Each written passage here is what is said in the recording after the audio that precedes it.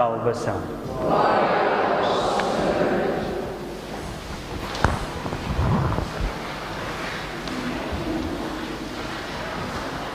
E eles tomaram conta de Jesus. Geralmente, como é que nós tomamos conta de quem não gostamos muito? Tomamos bem conta dessas pessoas, não tomamos? Começamos logo com a nossa língua e espalhamos a todo o universo que essa pessoa para nós é um bem maior. Eu hoje não vou ser muito católico, perdoai-me. Sim, nos outros domingos também não fui assim muito. Eu até sei que alguns de noite tiveram alguns pesadelos. Jesus foi condenado. Imaginemos-nos que nós nos sentávamos diante dele e Jesus dizia-nos: dói-me os joelhos. Olhem para os joelhos dele. O que é que nós geralmente respondemos quando alguém nos diz que lhe dói alguma coisa? A gente diz: estás com sorte, é que a mim dói-me as costas. Mas Jesus dizia-nos também a nós: olha, também me dói as costas. Deram-me tanta porrada que nem sinto as costas. A gente a seguir o que é que respondia?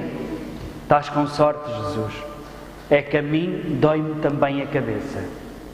E Jesus iria nos responder: pois, eu tenho uma coroa de espinhos na cabeça.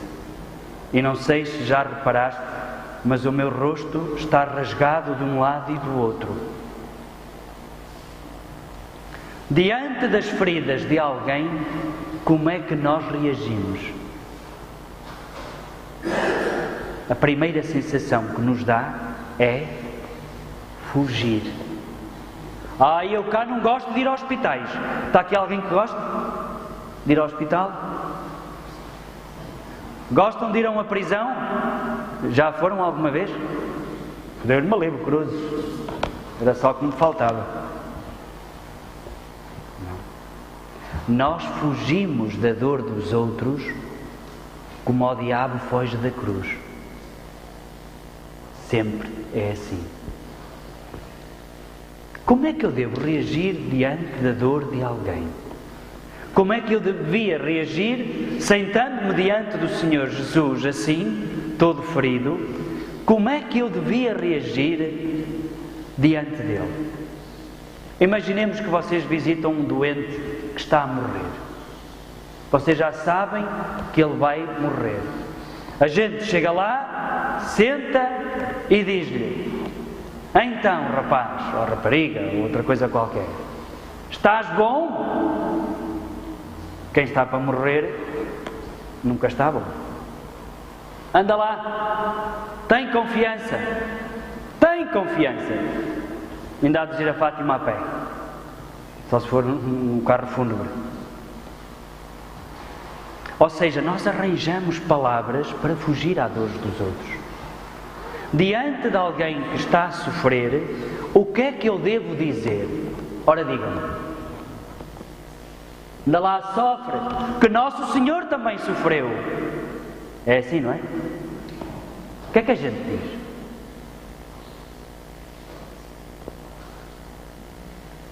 Não dizemos nada. Ficamos calados. E se dissermos alguma coisa que seja: estou aqui ao teu lado. E se dissermos mais alguma coisa, pode ser: queres-me dizer como é que estás e como é que te sentes? E ficamos depois caladinhos. É quase como alguém, quando nos morre um familiar nosso, alguém nos vem cumprimentar, dar as condolências, e geralmente as pessoas o que é que dizem? Os meus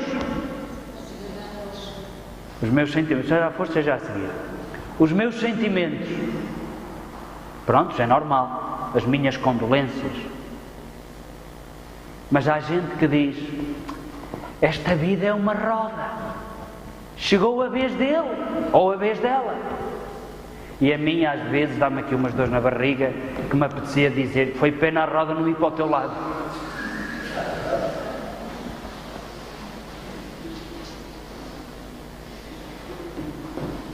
Temos que sofrer que o Senhor também sofreu.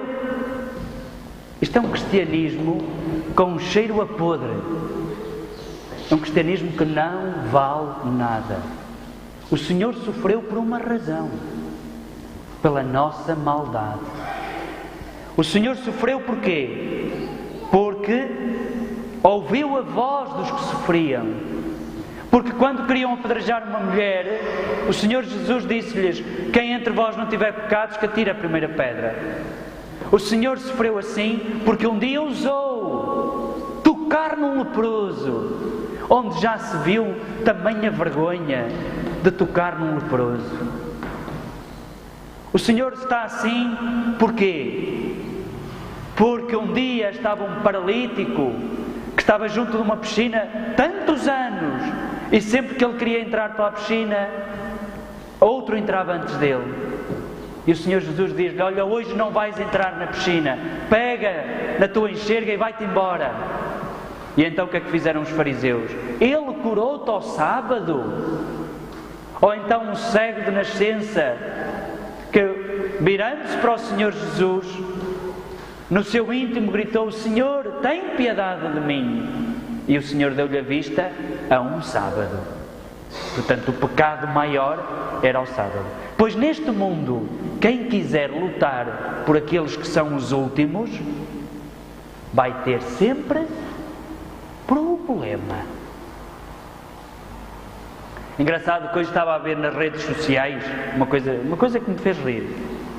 Estava a ver nas redes sociais e vinha uma notícia de um projeto para recuperar presos. Pessoas que precisam de ser recuperadas e alguém tem que ajudar a recuperar essas pessoas. E então, naqueles gostos do Facebook, tinha 12 gostos. Um projeto para recuperar pessoas. Mas mais abaixo, um bocadinho, vinha uma notícia de uns larápios que tinham roubado umas coisas no cemitério. Sabem quantos gostos tinha? 248. Nós geralmente, quando é para o mal, nós estamos todos nessa. Para criticar, para enxovalhar, nós estamos todos. Quando é para dizer, e eu, o que é que eu vou fazer por estas pessoas? Lembro-me uma vez numa paróquia, tinha umas senhoras muito piedosas, e então, uma vez, estando no autocarro, iam a falar de uns moços drogados que se reuniam atrás da igreja e usavam palavras pouco católicas. Eu, na missa de domingo a seguir, comecei a minha homilia sobre os moços drogados que se drogavam atrás da igreja. E as senhoras que iam no autocarro ficaram todas contentes porque estávamos em sintonia.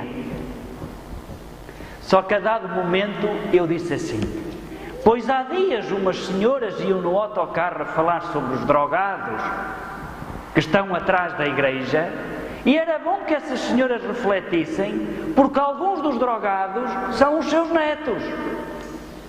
Ó diabo! Olha o padre a dizer estas coisas. É certo que eu não falei o nome de ninguém, só as senhoras que iam no autocarro é que sabiam que eram elas. Quando nós falamos dos outros, não há problema. Mas quando são os nossos, a coisa dói.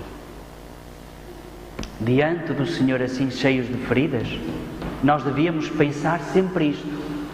É que no lugar do Senhor Jesus hoje, pode estar um toxicodependente, pode estar um preso, pode estar uma prostituta, pode estar uma mãe solteira, pode estar um sem-abrigo, ou podemos estar nós. E como é que nós gostaríamos que nos tratassem? Como é que nós tratamos as feridas dos outros que sofrem? É porque muitas vezes a gente devia estar calado. Lembram-se que há uns dias eu falei que todos nós gostamos de cochicho. Gostamos de saber coisas dos outros. Vocês gostam? É engraçado, quando eu faço perguntas na igreja, toda a gente olha para o chão. Todos nós gostamos. Lembram-se da história do carteiro? Vocês até ficaram entusiasmados quando eu comecei a contar. Mas depois a coisa terminou, não era como nós queríamos que ela terminasse. Mas pronto. Há 3 coisas que nós devíamos fazer sempre quando ouvimos uma história. 3 sempre. Vocês vão ver que se vão tornar melhores pessoas. Que um dia, quando o diabo passar por vós, até vai fugir. 3 coisas. Quando alguém nos conta assim um segredo. Vou-te contar um segredo. Quando vos vier contar um segredo, a primeira coisa que vocês devem dizer: olha, se é um segredo, guarda-o para ti. Porque se nos conta a nós, já não é segredo nenhum. Primeira coisa, o que me vais contar é verdade?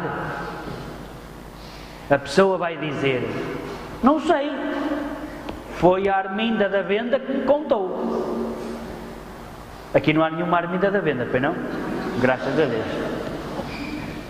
Ou seja, há muitas histórias que nós ouvimos que não são verdadeiras. E às vezes a gente até podia dizer: quem é que te mentiu a ti para me estás a mentir a mim? E digo-vos, se vocês não têm a certeza que é verdade, não queiram ouvir. Nós envenenamos muito a nossa vida. E isto faz-nos mal, porque depois nós recebemos esse veneno e vamos distribuí-lo por outros. E às vezes criamos tamanha confusão, andamos a semear feridas na vida dos outros. Eu não tenho culpa. Contaram-me. Contaram-te, mas tu continuas a contar. Primeiro é saber se é verdade. Se não for verdade, não queiram saber. Isto é preciso ter coragem. Mas isto treina-se. Segundo, prontos, é verdade. O que me vais contar é bom. A pessoa geralmente coisas boas não nos conta. As pessoas geralmente contam-nos coisas más. Piolhagens. Más. E a gente devia dizer: olha, se me vais contar, é verdade, mas é bom que me vais contar. A pessoa começa logo a dizer: oh diabo, se te pões aí com mais tretas não te contam nada. E é isso que a gente deve dizer: eu não quero que tu me contes nada. Se é coisa má. Se é coisa má. Depois já há uma terceira coisa. Olha, o que me vais contar é necessário que eu saiba para eu ser mais feliz? E a pessoa vai dizer: não te vai aumentar nada. Então guarda para ti. Estão a ver quanta confusão vocês evitavam na vossa vida? Qual é a primeira etapa? Se é verdade.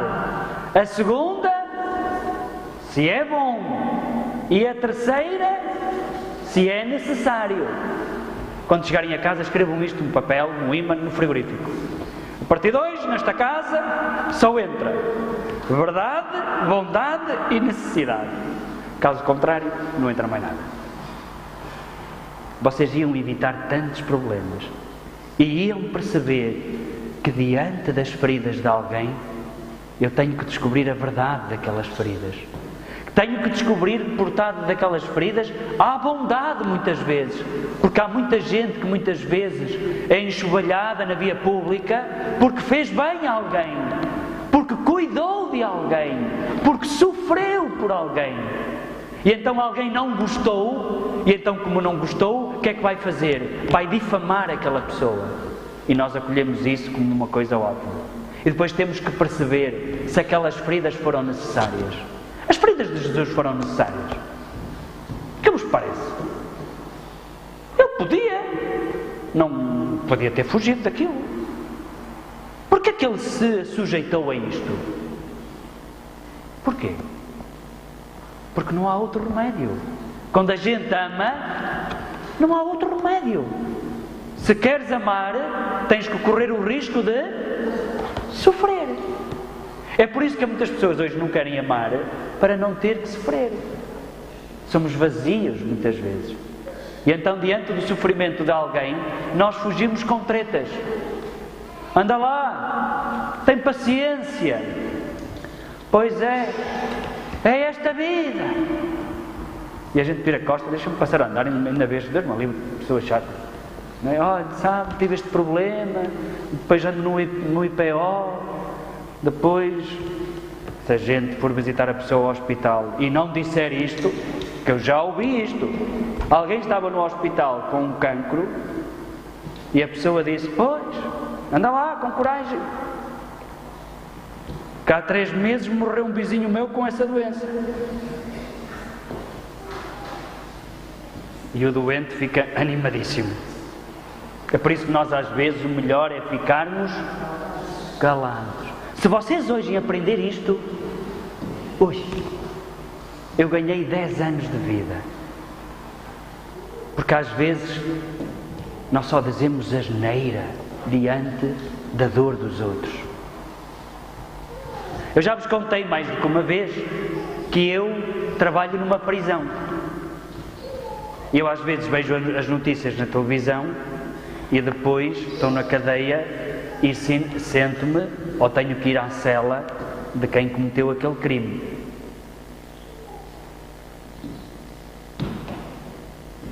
O que é que acham que eu digo?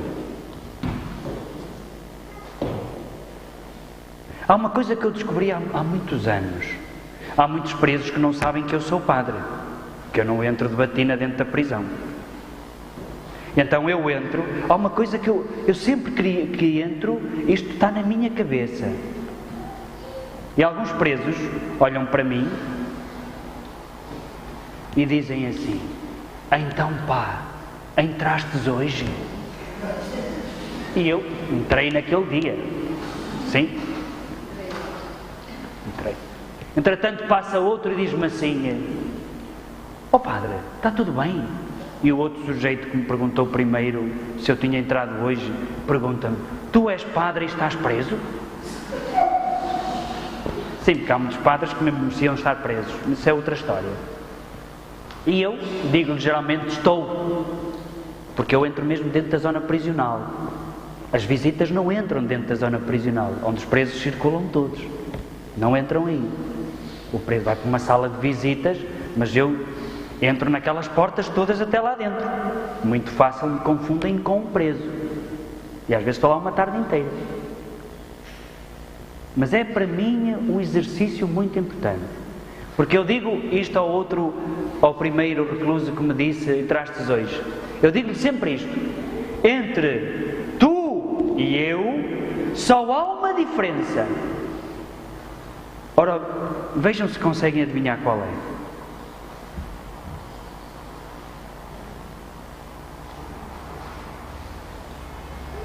Quando ele está preso e eu não estou. Naquele momento estamos os dois presos. Sabem qual é a diferença? Aquele foi descoberto e está preso. Eu ainda não fui descoberto e ando em liberdade. É que todos nós temos coisas más. Todos nós temos coisas que nos envergonhamos. Todos nós temos feridas. Feridas que escondemos. Feridas que nos atormentam tantas vezes. Todos nós temos coisas que não gostaríamos de ter na nossa vida. Coisas que nos fizeram a nós e coisas que nós fizemos aos outros. E nós às vezes escondemos isso. Não só o escondemos, como muitas vezes temos que nos zangar com os outros porque as nossas feridas parece que têm que fazer mal a toda a gente.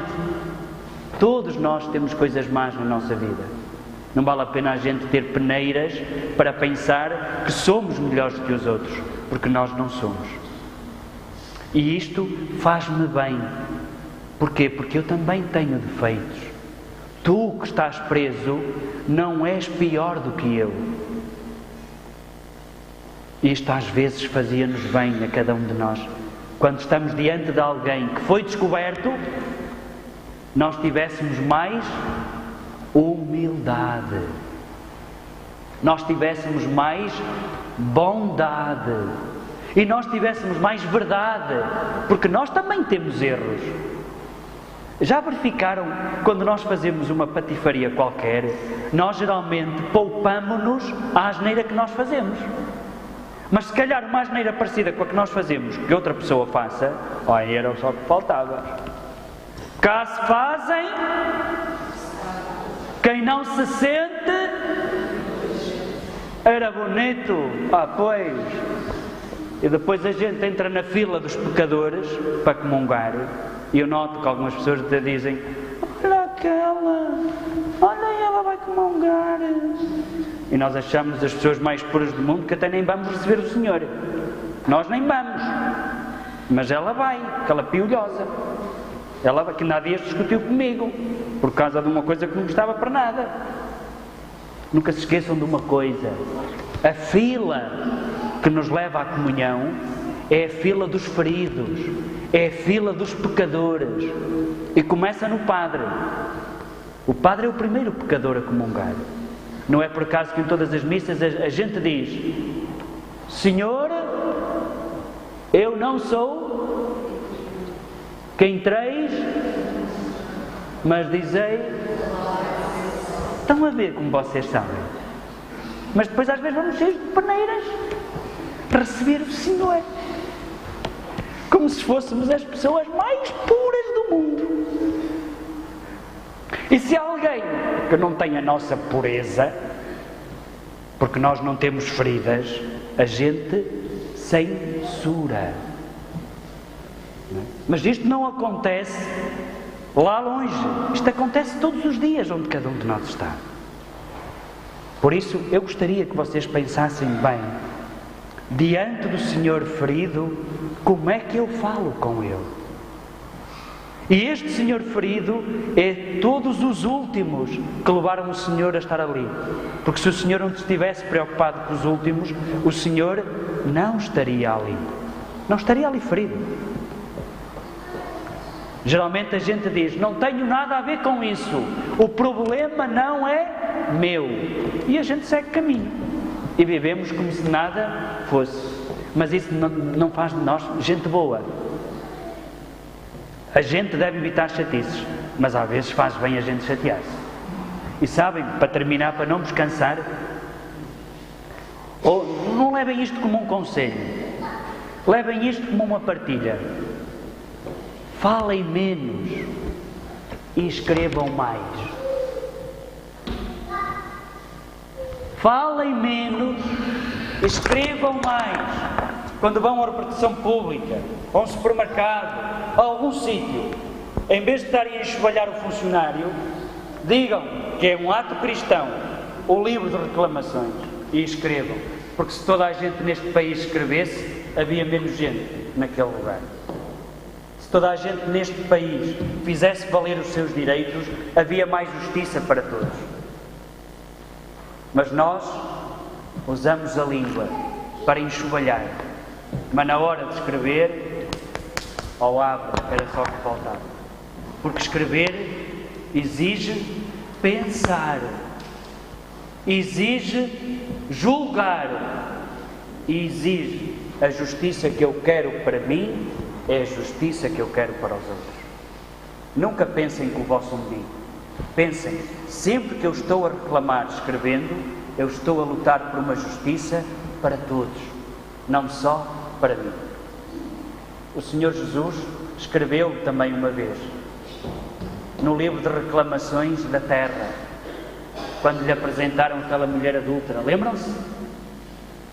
E depois o Senhor Jesus só disse: quem de entre vós Então, caríssimos irmãos, guardem, que eu vou guardar também as minhas pedras.